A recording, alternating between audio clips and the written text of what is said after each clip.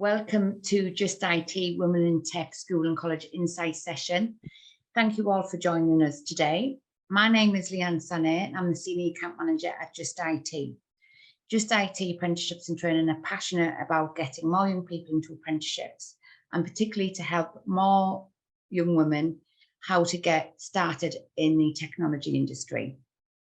So alongside me from Just IT today, we've got Nina Fosu, who's our Senior Account Manager Executive, and she will be speaking to some of our apprenticeships we've got on the panel today. And Leah Harding, who's our Senior Marketing Executive and Women in Tech Lead, who will be monitoring the chat and answering questions that come through. So a recent survey showed that 78% of students can't name a famous female working in the technology industry. And I think from my experience, I was inspired by other women to get the career that I've got. And it is quite scary that a lot of people don't have that inspiration. So what we hope to get from today is that you do get inspired from the panelists and the apprentices that are joining us for you to start your career in the technology industry. And the panelists we are joined by today is Lowry Roberts from Channel 4, Biljana Balkanska, I hope I said that correctly, and Nicole Paker from Capgemini. Lowry, Biljana and Nicole will explain a little bit about what they do and how they got into the tech industry and talk to you about the apprenticeship programs available within their organisations. We also encourage any questions you might have as we go along the session to be popped in the chat box and we will answer them as we go, and any that we don't get to, we will try and endeavour to answer them at the end of the session. We also have Annabelle Sprague, who is completing a Chartered Management Apprentice with Capgemini, Ellie Howe, who's currently doing a software developer apprenticeship with Chapman Freeborn. We have Neve O'Connor completing a cybersecurity apprenticeship at Channel 4, and Chloe Hull, also at Channel 4, completing a business analyst apprenticeship. We will be speaking to them in more detail later. So, firstly, Lowry, welcome to the session and thank you for your support. Thank you. So if you could first just give me a bit of an understanding of your position with Channel 4.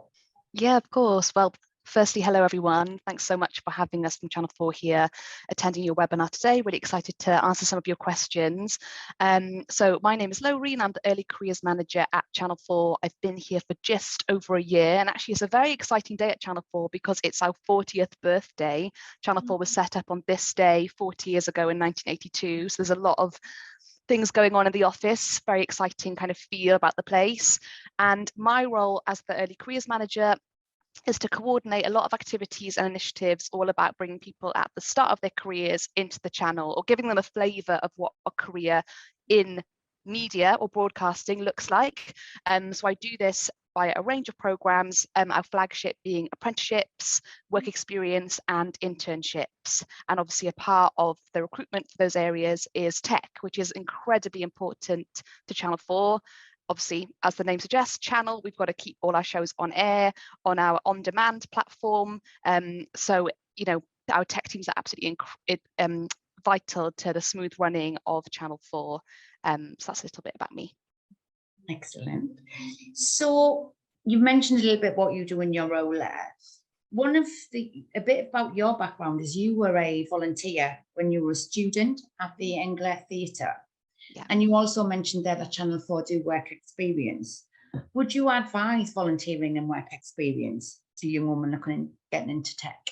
At Channel 4, to apply for any of our kind of early careers opportunities, so apprenticeships, for example, we're really not looking for tons of prior experience. We appreciate that, you know, at school, coming into these entry-level roles, you might not have had loads of work experience, but actually, please don't underestimate what you do outside of your school studies. So things like babysitting, part-time work, dog walking, balancing, you know, studying for exams and also being part of a school team or a production is all fantastic because it gives you transferable skills, which is really important to employers.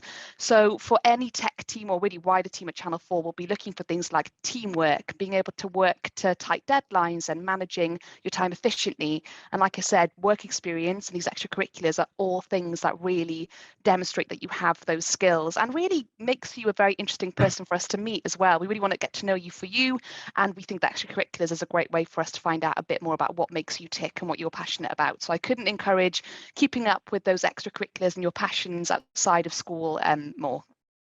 Amazing. Yeah, I totally agree. And I think what we always get from the webinars, particularly from the panelists, is actually it's more your soft skills that people are looking for, your natural traits that you've developed. So communication, and that comes from a wide range of background, not just from a working, like you said, it could be you've been on a sports team when you've been on a debate team. There's all different things that you can look at that can actually really help you to start in your career.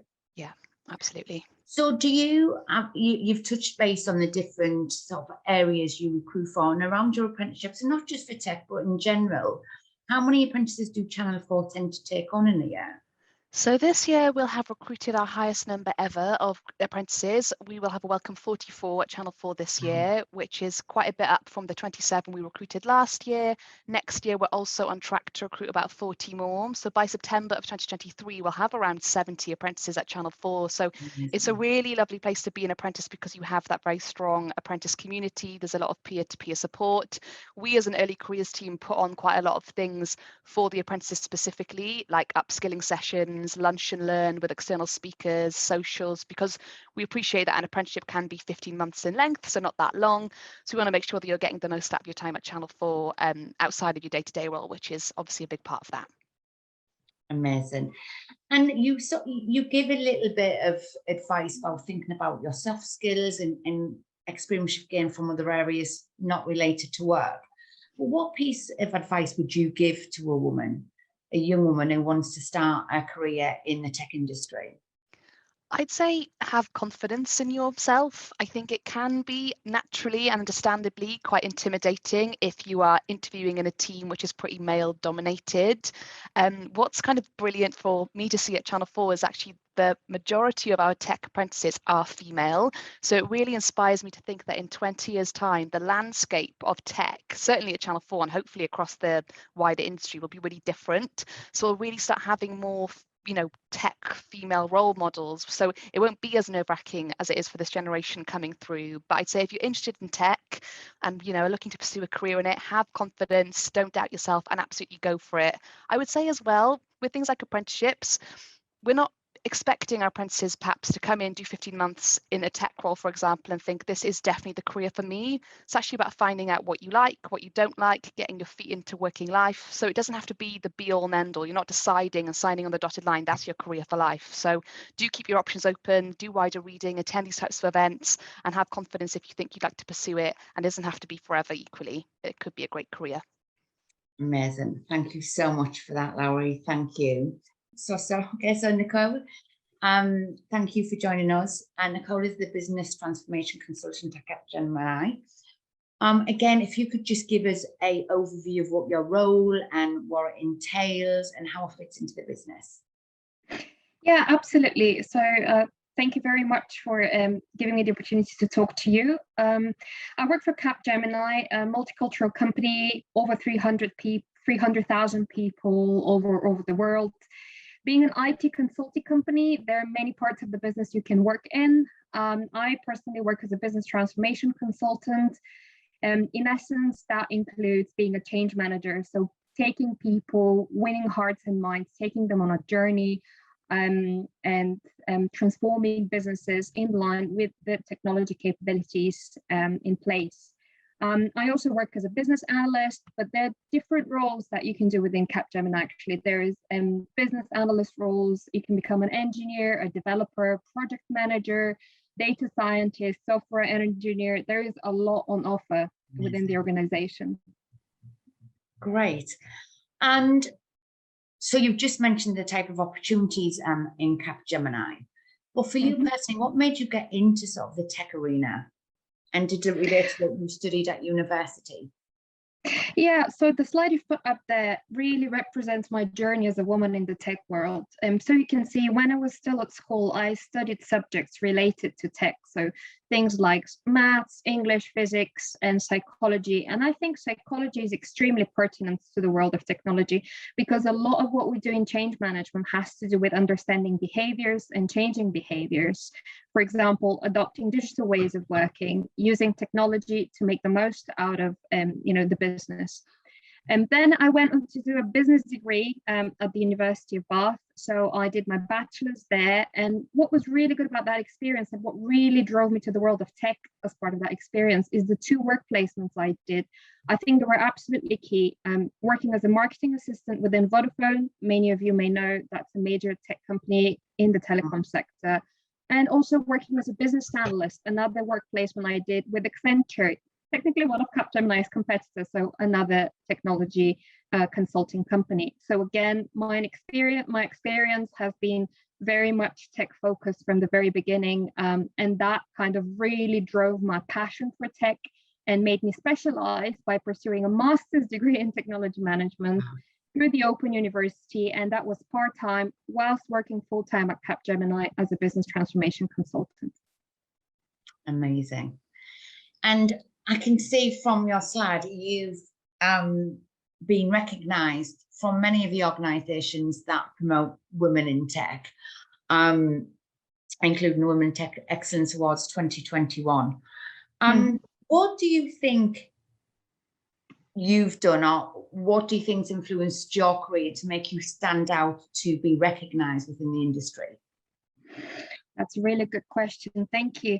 So I just want to touch a bit on the awards first before I handle the question. So the awards are designed to help move us as an industry, recognizing and promoting the many talented women within tech. It really makes you think that there are places in IT for women, which can lead to actually rewarding and fulfilling careers. So these awards in their 6th year and have already celebrated the achievements of over 1,200 women in front of over 2,000 people.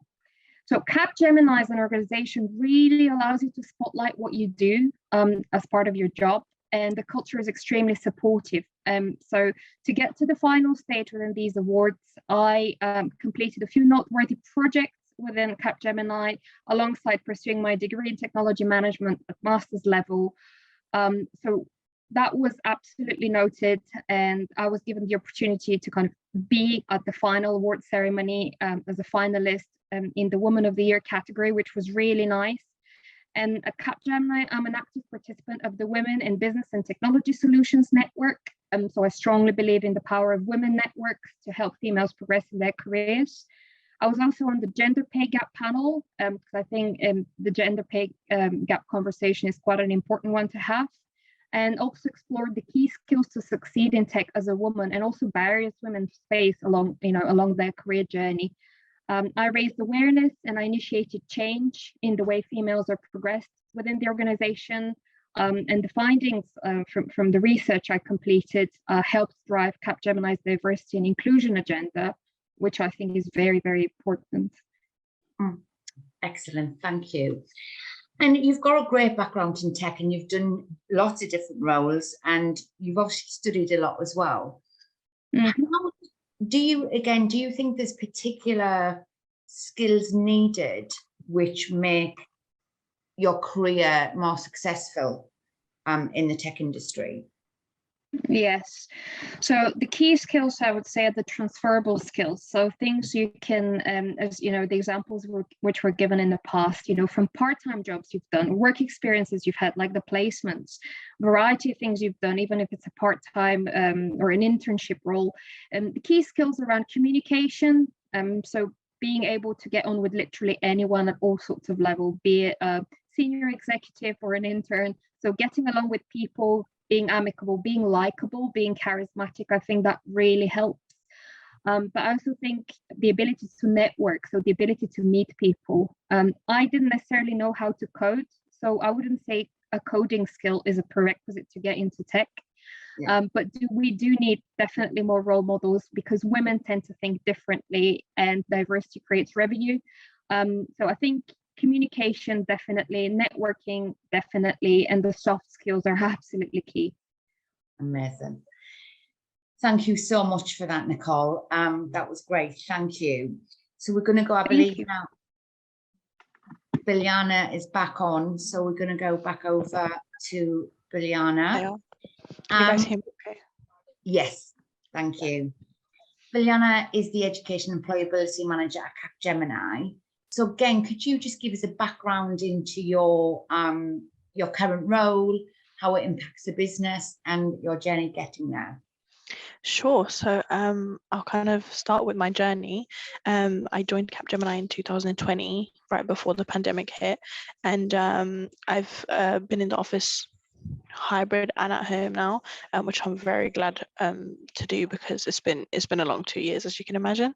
And my background as to how I got to Capgemini is a bit interesting, because I actually went to university for a year, and I did journalism and culture at Brunel University.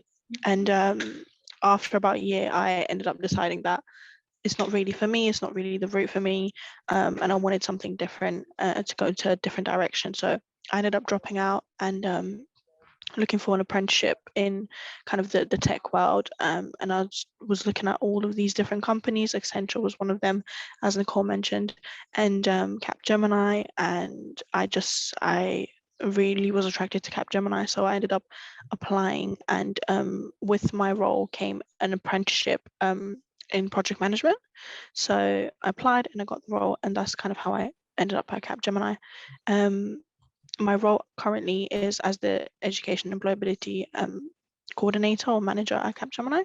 So I look after the schools program that we run, and I also look after the employee engagement program that we run. So what that means is I work with schools from primary to all the way up to high school and sixth form and colleges, to bring young people opportunities like work experience, like workshops, employability days, anything you can think of, really. We do a lot of programs as well, and those programs can last for a week or a month. Those are quite long term. We also do one-off events like CV checks and mentoring, mock interviews, as I said, stuff like that. And then the other side of my job is also hosting and organizing the work experience program. So we run work experience annually, usually in the summer months of June and July. We hosted 176 students this year, and I think that number might increase in 2023. So we're currently in the stages of planning the program for next year, and I'm looking forward to some people applying. It's very kind of oversubscribed. It's a great program, but you know, if you can apply, then I definitely encourage, and I want to see more and more young women joining the program and getting that opportunity. So yeah, and I'm also a project management apprentice. So if anyone has any questions about that, then I can go into that as well. Amazing. And how do you have, for the work experience, is there a criteria that you look for? Can anyone apply? So the work experience is primarily for high school students. So usually we do year 10 plus. So anyone in year 10, 11, 12 and 13 can apply. From any school, there's no real kind of, it doesn't matter what school you're from, or anything like that. And because it is hybrid, so half virtual, half in person, then we can reach out to more people, and more people can apply across the UK. It doesn't just have to be, you know, where we're based. Okay. The requirements are, there's no really grade requirements, so you don't need to have had a senior GCSEs, as some people haven't really completed the GCSEs, but there is a application process, which is a last year, well, this year was a mock digital interview. So what we do is we send you a link, and that is your application. And the reason why we decided to do a digital interview instead of kind of a written application is because a lot of corporates like Capgemini and Google and Accenture and stuff like that, a lot of corporates use digital interviews nowadays to actually recruit people. So it's a good thing to have within your experience. So in terms of grades, there's no sort of criteria, but you do have to pass the digital interview. Okay, amazing. Thank you for that. I believe we put the link in the chat there as well. We have just had a question. You mentioned the project management apprenticeship. We have just had a question from an attendee just asking if you could talk a little bit about that, and does it involve leadership skills? Yes, a lot of leadership skills and a lot of teamwork skills as well. So you have to be able to balance both. But I started my apprenticeship a few months after joining, after kind of finding my feet in the company. And the way it works is you have your theory. So my structure was, I had one very long lecture a month. I think it was like 4 hours every time, but they were fun. I enjoyed them. And then what I had was a one-to-one call with my tutor from my apprenticeship provider every month, and with them we'd set up objectives, would go through the work, the homework, the assignments, stuff like that. And I had 2 sort of assessments. One assessment is your kind of written exam, very kind of straightforward. You answer questions, that sort of exam. And then the other side of it is the portfolio that you create, which you create over the 2 years of your apprenticeship. And the portfolio is based on all of the work that you're doing in your company, so at Capgemini. So whatever you learn in your theory, in your lectures, you go away and you have to apply it in your everyday role. And I really enjoy that, because personally, I'm an active learner. I can't really read something and then I understand it. I have to read it and then go and apply it, make a mistake and then do it again. That's how I learn. So yeah. And that's important what you've just said there, I think, is because I think you just turned making a mistake into a positive. Yeah. Where a lot of people, and I think more so for women, we are really afraid of making mistakes. And actually, I think that restricts us a little bit, because we don't tend to want to put ourselves out there in case we make a mistake or we fail. But you just highlighted there that it's okay to make a mistake. You just try again, and actually you can learn a lot from that. So that's great.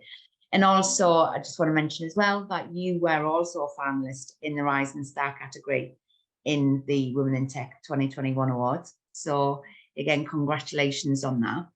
And doing an apprenticeship and working full time is no mean feat. It is, you do need a lot of sort of dedication and commitment. What kind of advice would you give to a young female wanting to get into the tech industry through an apprenticeship program where they will have to study and work at the same time? What advice would you give them?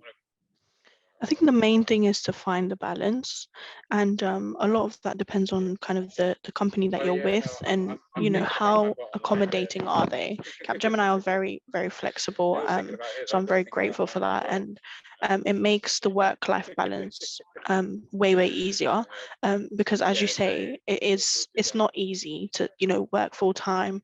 On top of that, you have assignments and essays to do and portfolios to create. So I think have that conversation and have that sort of communication with your employer, and kind of sit down with them and just have that one-to-one and say, would you like to space it out, maybe do your maybe do 9 to 4, which is what I did 9 to 4 on my job, doing my day-to-day job, and then from 4 to 5:30 I kind of blocked out just for my apprenticeship.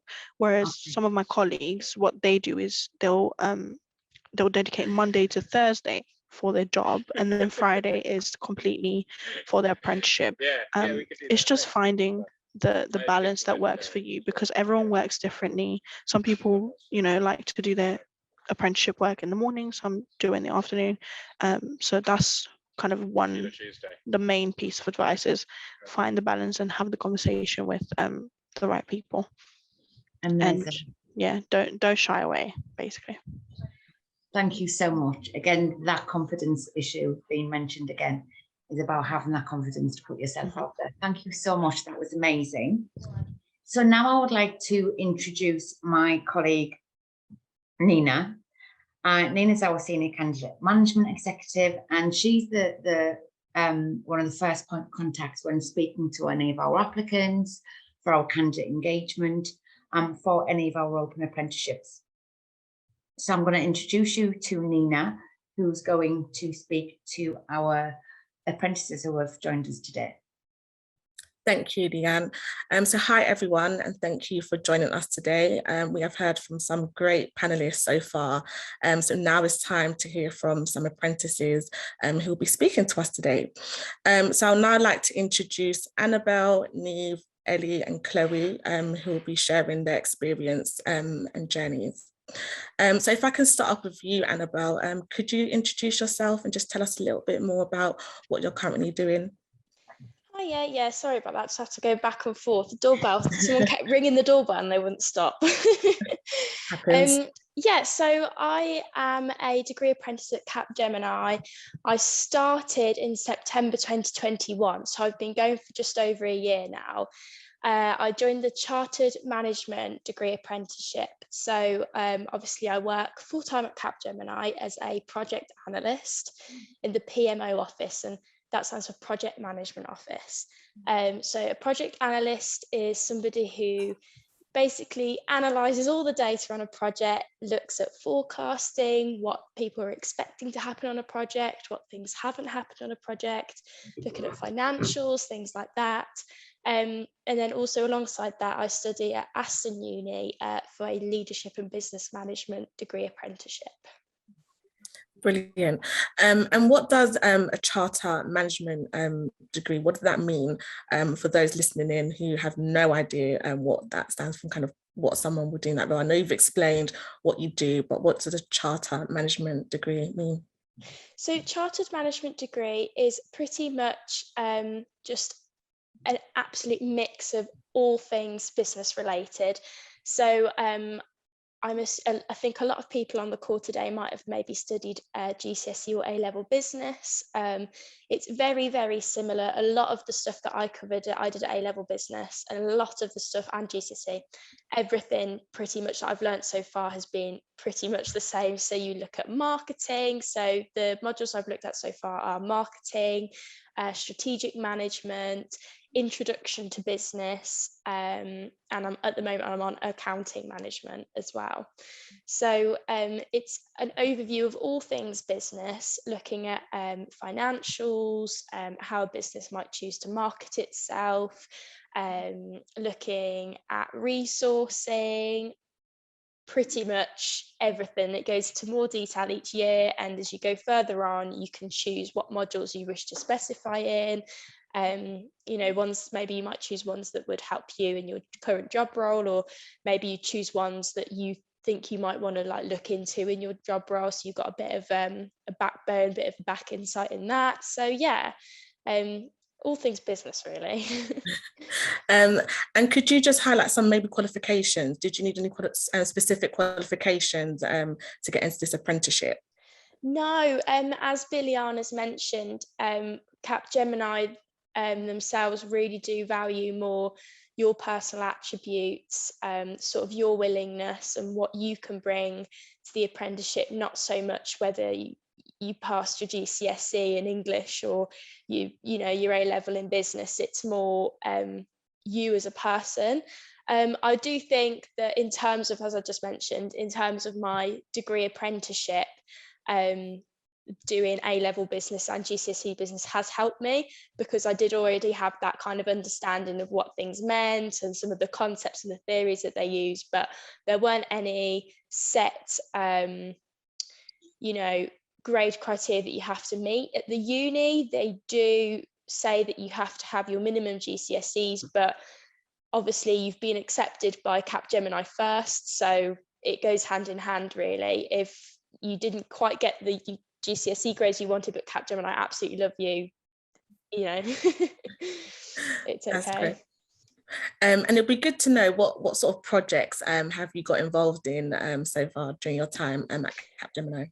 So I've got involved in quite a lot of projects for the amount of time that I've been at Capgemini. I work on something called the SPMO account. So PMO stands for Project Management Office, and the S within that stands for shared. So rather than having one big client where we work on one big project, we work with lots of different clients that are working on lots of different projects, and they're clients who don't need as much project management or as much of what I do. So therefore we have more clients. So on my shared PMO account, at the moment, I'm working on Matalan, the clothing company you probably know of, and also the Home Office I do a lot of work for too. In the past, I've worked for Department of Work and Pensions, DWP, Farfetch, which is another clothing company that you might have heard of. A lot of other people on obviously I've got a few more people on my team. We also have clients as a whole team, like McDonald's and Network Rail and the policing industry. So yeah, there's loads of different things we get involved in, and obviously every business is different, every client is different, everyone works differently. Some of my accounts I work on are secure, so there's a whole different ball game with every single one of them. But it's just seeing the difference in each one and analysing each one, I guess. So yeah. Amazing. It's really good to hear some of the great clients that you have worked with so far, and I know more to come. So Annabelle, my last question to you would just be, so where do you see yourself after your apprenticeship? What is your end goal for your career?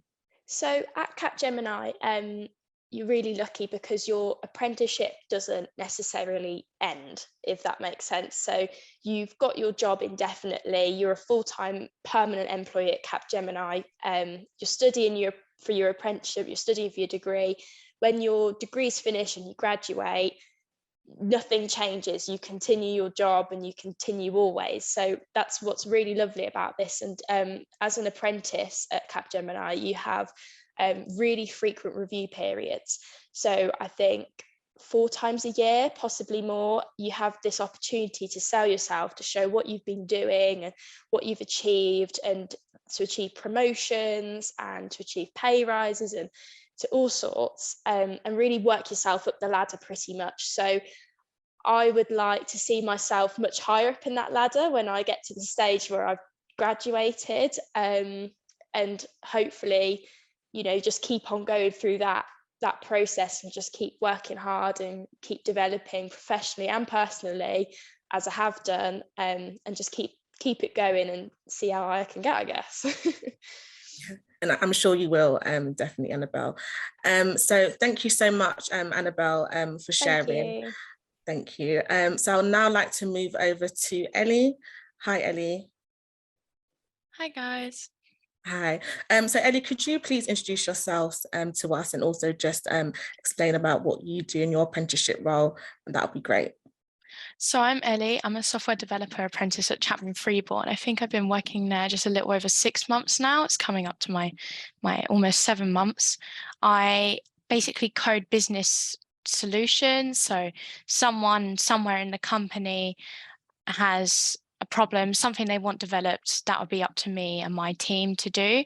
I work really closely with the project managers, my manager, who's the head of the developers, and then we have the business analysts. We all work really closely together. It's a chartering company, so actually it's less IT, more brokers, but we work with them to get their job running, basically. Amazing. And what does a typical day look like for you when doing your role? So I work hybrid, so I either work from home or at work. I work 9 till 5:30, but I just log on. We have our daily stand up with our team, which is basically a call where we catch up on what projects we're doing, what needs to be done. We're working on a really big project together right now, so there's been a lot of calls. I have a lot of meetings, but when I'm not in meetings, I'm working on my personal projects for the company, stuff I've been working on for them. And then I have 1 day a week dedicated to my apprenticeship study with Just IT, where I work on my portfolio work. And how is that going so far with your apprenticeship, balancing your coursework as well as working full-time? I think it's been really great. It's been, I wouldn't say easy, but it's been good to handle. It's not like university where you have so much work thrown at you and I'm working full time, I have no time. It's 2 portfolios I've got to work on, and I have a lot of support from just IT in general. And I'm finding it great. I'm finding it just smooth at the moment. Nothing's gone wrong yet. So great stuff. And what advice would you give someone for who's looking to do an apprenticeship such as yourself in software development? I feel like a lot of people think they don't have enough skills, or they can't do it, or they don't know what to do. But as a lot of people have mentioned before, employers aren't looking for what you have, like technical skills wise. It's your transferable skills that you get from school, college, or just like working in retail. Being able to talk to customers is a really good skill, because you need to be able to communicate within your company and within your team. And I also think doing stuff in your own time, whether that is something like a hobby that you enjoy, or even learning to code if you think that's what you want to do, is really useful. Maybe building up your own personal portfolio to show employers looks really great on you. Brilliant. That is some really good advice. So thank you for sharing that. So before we move on to the next panelist, I just want to also get insight to, I know you're 7 months in, but, what is your next steps as well after you have completed your apprenticeship? I feel like I'd hope to stay in the company, but if I don't, there's so many doors that can be opened with an apprenticeship, and I'm really looking forward to what comes in the future.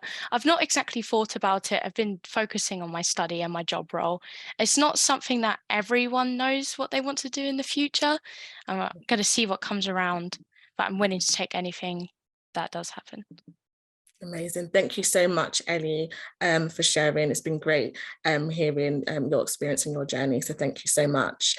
I would now like to move over to Neve, who is a cybersecurity apprentice at Channel 4. So welcome, Neve. Hi, everyone. Thanks for having me. It's a pleasure to have you.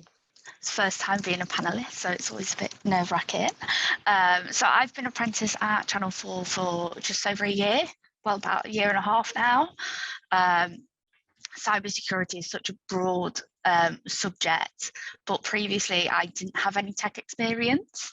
I did an IT BTEC as part of my A-level, but other than that, I'd not touched it since. So I joined quite late for an apprenticeship. Well, not late, but I was 23 when I first joined, and decided that the tech industry was where I actually really wanted to be, and just put myself out there. I was so lucky to get a job at Channel 4.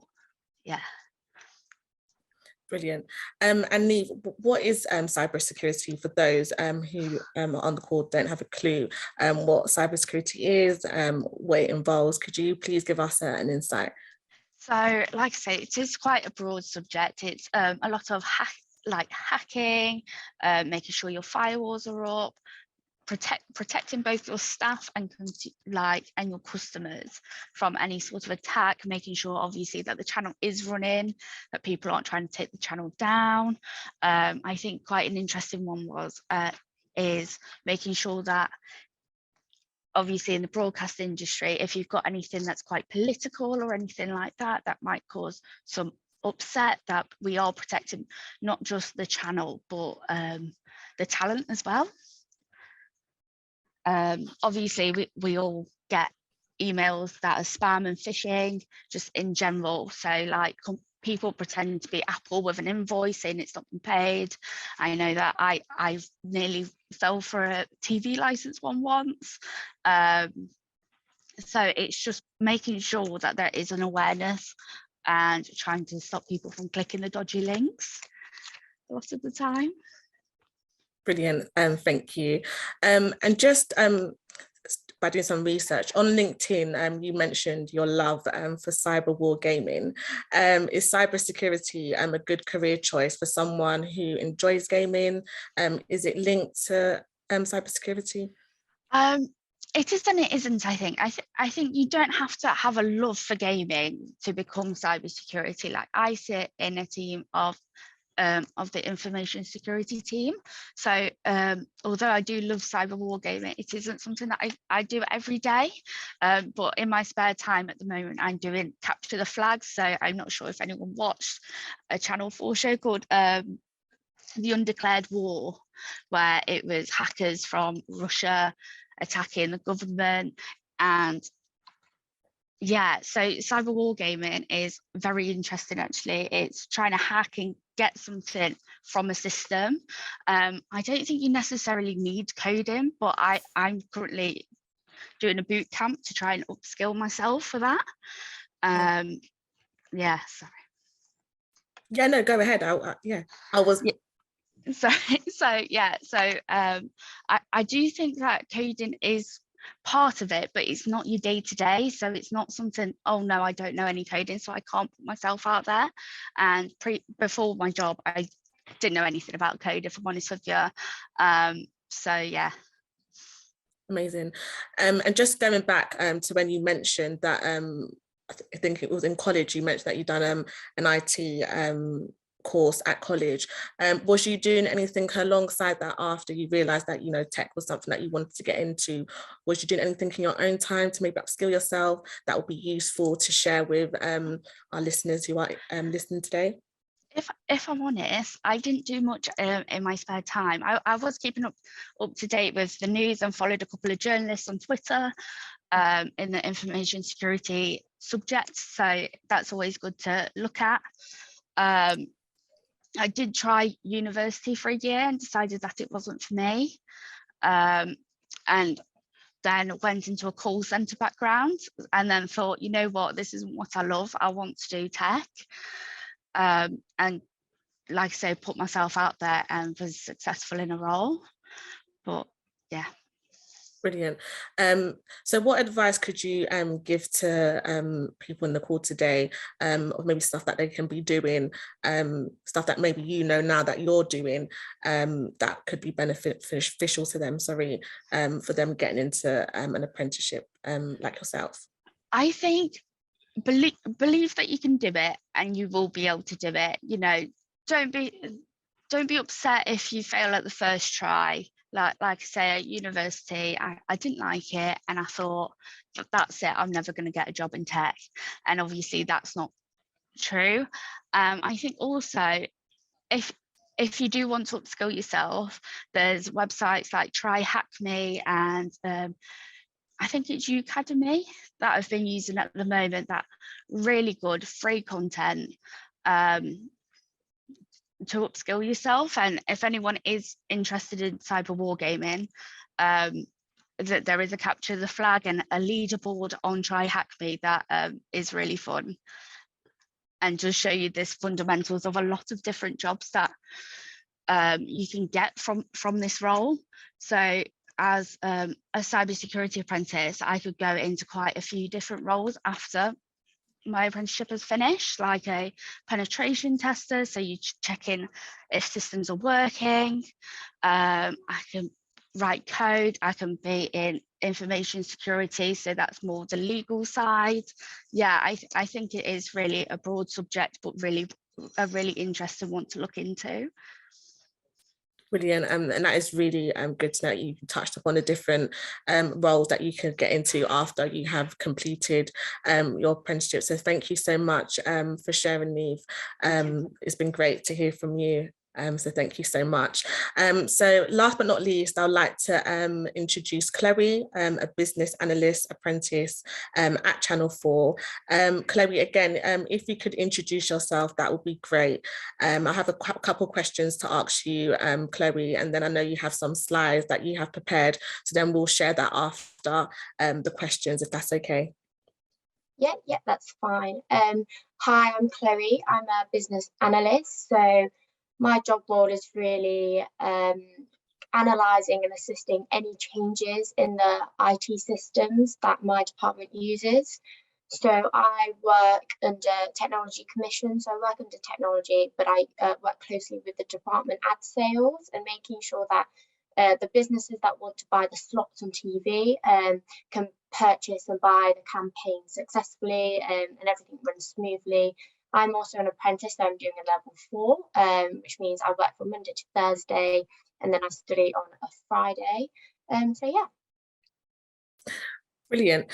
And my question to you, Claire, would be, why do you think more women should kind of get into tech? Is it important? I think just having a really well diverse workplace is important anyway. And as a lot of people know, tech is mostly dominated by men. And it's nice to know that a lot of the apprentices that have joined technology in Channel 4 are women. My team majority is men. So it's nice to understand that as you go along, women will be joining. Technology is our future. Everything is going to be using some sort of technology, which is why I think it's so crucial that people understand and get to know a bit more about technology. I personally had no idea that I wanted to go into it or fall into technology. So it's just have a good research and you'll see how important it is. Amazing. And Chloe, what does your day-to-day look like in your job role as a business analyst apprentice?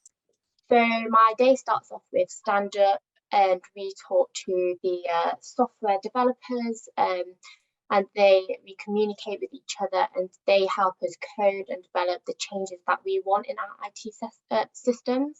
And they tell us if it's possible, how long it's going to take, and if any problems occur. And then I work on my projects, which is Stella and Interstellar, which is the IT systems used by the sales department to book these slots, and just speak to lots of stakeholders and ask them and communicate with them if any of these changes are going to affect them and if they want to see any different changes in the IT systems. Brilliant. Thank you, Chloe. So yeah, we'll move on to your slides now, Chloe, so you can just walk us through. That'll be great. Yeah, so that's just explaining what I did, and I'm just saying that you don't have to understand completely that you want to go into technology. I took biology, business and economics, and I had no clue what any technology things were, and I didn't think it was something I was going to end up in. Like I said, I have zero background, and I think people need to understand that technology is so wide. It's not about coding or understanding computers or software, because I honestly don't know anything about that. And there's so many different roles in there, and I just think it's so important for young women to have an awareness that technology isn't just things like that. You can do so much more in that department. So yeah, I've been here for 3 months and I'm really enjoying my role at the moment because I haven't been here for that long. But yeah. This is just where to start. So personally, university was heavily influenced at my school. A lot of people wanted to go down the uni route. I did both. I applied to university and I also applied to apprenticeships. And I just think it starts with research. I did so much research and there's so many things out there. Like on Instagram, I followed some this organisation called Young Professionals, which is really beneficial because it teaches you all about all the work experience you can do, all of the different like boot camps and understanding lots of things, different apprenticeships that you can apply to, and things like I looked on Indeed. You can type in everything that you like and it just comes up with lots of matches and loads of different apprenticeships you can apply for, which is where I found Channel 4's apprenticeship on there advertised. And then plan for your CV. I think it's really important to make sure that you've looked at everything and show what you can do, show yourself off, and make sure that when you apply, these people know how well you are and how good you can do a job. Like I said, work experiences, I'd say it's quite crucial, just to show your basic knowledge and basic skills that you can show in the job you might go into. I did work experience in a law firm, but I don't want to go into law. But it was just following people around, understanding how to communicate with people, understanding how to be organised, just little things like that. You don't have to have the exact skills to go into a job, especially when you're coming straight from school. And then just, yeah, apply to as many as possible. It is competitive. As apprenticeships become more aware, lots of people want to do them. I think I must have applied to literally 50 apprenticeships because it can be competitive. So just to make sure that you have better odds. And yeah, these were just some of the statistics I found. Like at the beginning, Leanne said, 70 students can't name a famous female in technology. And I'm exactly one of them people. I could not tell you. And there's not that much awareness of women in technology because it is heavily dominated by men. And yeah, so 3% of females say a career in technology is their first choice. So if you think 97% of us women don't think, yes, technology is something I'm going to go into, and I was one of them people. I did not think that I was going to go into technology. 5% of leadership positions in the technology sector are held by women, so majority again men, which I think is so important that women come, and if they think they want to go into a career in technology, that they're not discouraged by thinking, oh well, am I really going to get a leadership position because I'm against lots of men? So that's why it's so important. And then, yeah, lastly, 16% of females have had a career in technology suggested to them. So that's basically saying that not many women have had others, seniority, people go to them, oh yeah, maybe you should go into technology, maybe you should do this. And this is why we're here today, is to talk to lots of young women to go and research a career in technology and see what you find and see if you like it.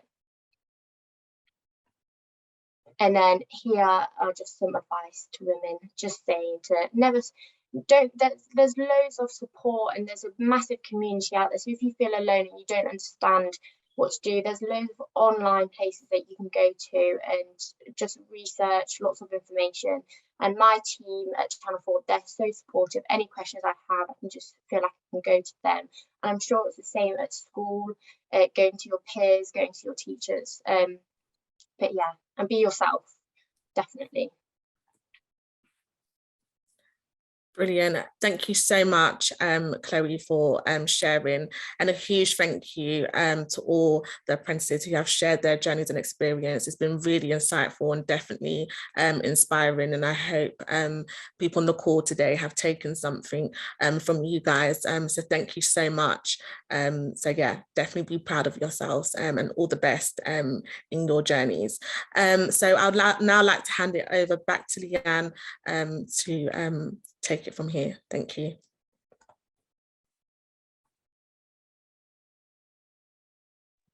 Sorry, I always forget that bit. That was amazing. Thank you, Nina. And thank you to each one of the apprentices to hear your story. I think for me, where the inspiration is going to come from is those who are doing the same journey that the people on the webinar are looking to do. So thank you so much for that. So the slide on the screen now is it's a snapshot of all the apprenticeship pathways that are available in the tech industry. So you can see there's a lot of different areas you can go into in apprenticeships within tech. And I think one of the key points that have come over from today's webinar, and the same yesterday, is find out what you think you're good at, but not from a technical background, not from a work experience background, but what are your skills and where does that match in to what the different pathways, because there's literally every area you can think of. There's an apprenticeship or an entry-level route into the tech industry. So it's about finding out which one you think suits you and taking your transferable skills, which has been mentioned a lot today, and approaching companies. We've put a lot of links in today. We put links in for the Capgemini apprenticeship programs about their work experience. You know, click on them, get some information. If you've got any further questions that you have after the webinar finishes, don't be afraid to contact us at Just IT. We will be sending out the recording with all the links as well to you. But if there is any extra advice, if you need any other pathways for how to get into an apprenticeship, or it's not just about getting into tech through an apprenticeship. People have mentioned they've gone to university and done degrees which may not be related to tech, but they've then got into tech. So there's lots of different routes, and we are here to offer advice on the best route for you. if you want to reach out. So I think that is that for today. So I just want to say again, a huge thank you to our panelists for joining us and giving their advice and their guidance of how to get into tech, to the amazing apprentices for sharing their journey so far. As Nina said, wish you all the luck in the world with your apprenticeships, and I'm sure you are all going to do amazing.